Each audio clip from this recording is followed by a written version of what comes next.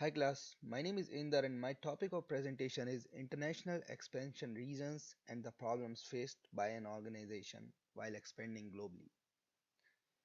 My topic is specific to the retail industry. So let's start with an introduction of the retail sector. The retail sector probably is the most important sector of the economy because it has a relationship directly with the consumers. It includes all stores from kiosks and small groceries to supermarket chains and shopping malls that sells products and services to final consumer for personal and household use.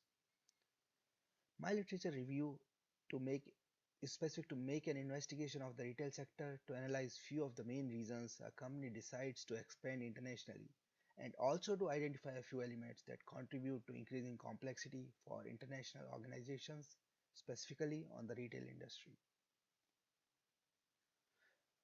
So let's start with a few reasons of why several organizations grow their business globally. To start with, one of the main reasons if that at times international consumers have more demand for brands with global outreach. So that is one of the reasons what pushes a company to start targeting the global market. Another reason is that local or domestic market is saturated. They need to figure out a new market to increase their profit market margins. Finally, expanding overseas also opens up to other growth oriented consumer markets, which in turn adds more revenues to the company. However, we cannot even ignore that the overseas expansion in terms of retail industry business faces challenges such as piracy, tax issues, and legal concerns, and many more.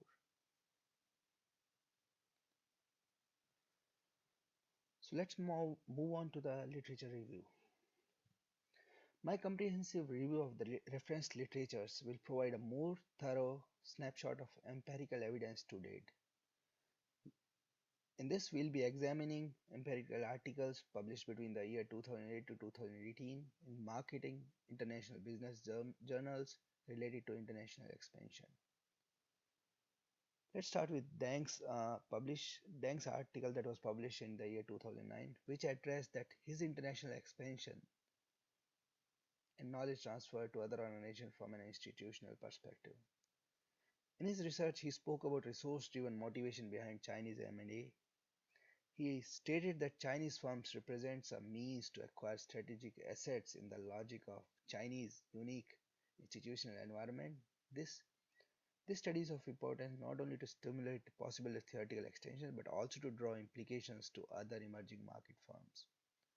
In this study, the author used a survey of more than 2,000 Chinese industrial firms, and the transfer knowledge tends to diminish.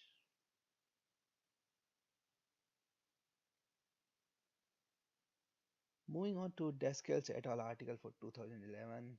So this was related to a fashion retailer that was intensively trying to go international, which led to an upsurge of some global fashion brands.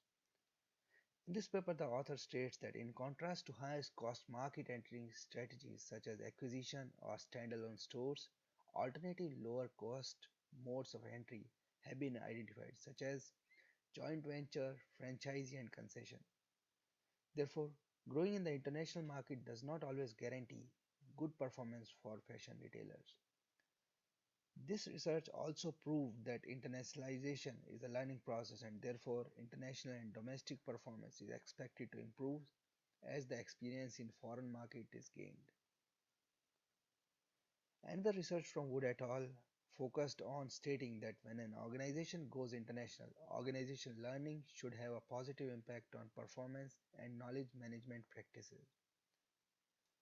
He examined the Asian expansion of food UK retailer Tesco to explore the multi-scalar aspects of capability in transference and localization that have relevance for debates within economic geography and international business and marketing management.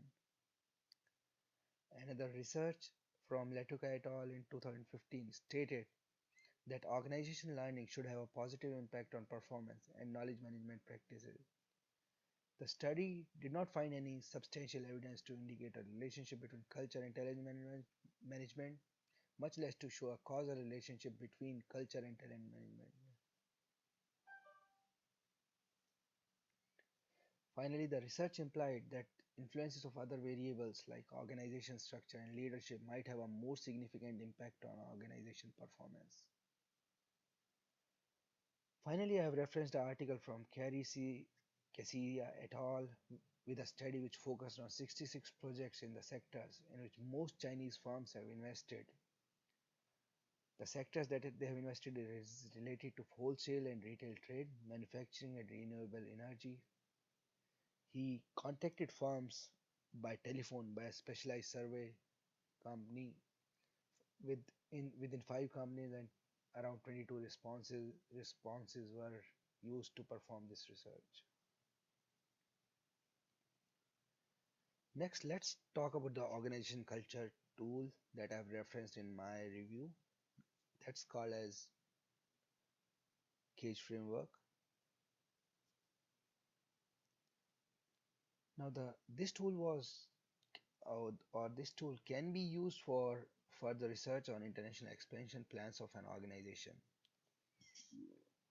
And application of the cage framework helps to identify attractive locations based on raw material costs, access to markets or consumers or other decision criteria. That is the reason I picked up this tool, because it's very much related to my research. Now the focus of this tool was design this tool focus of this tool was to consider some first order distances, that is physical distance between a company's home market and the new foreign market, or cultural differences, that is the differences between home market and foreign customer preferences. Now, how to use this tool? The organization can use this framework to identify institutional voids in the market. When to use? An organized OD practitioner can use this tool when an organization is expanding to a new market with issues such as lack of property protection, and it is impossible for a company to protect its product from such problems. I would recommend that this is a robust tool, and this can be used across all the organizations.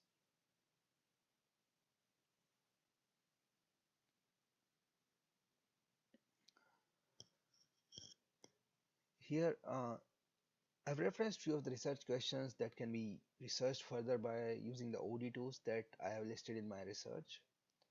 Now, an OD professional can use this tool for making decisions of development of management or leadership, and also to identify if there are additional factors that should be considered which are specific to a particular country that will impact the strategic move. This tool can also be used when there is an impact to the growth of an organization while moving to a new environment. So you can use this to perform further research on this. So the key takeaways from my research.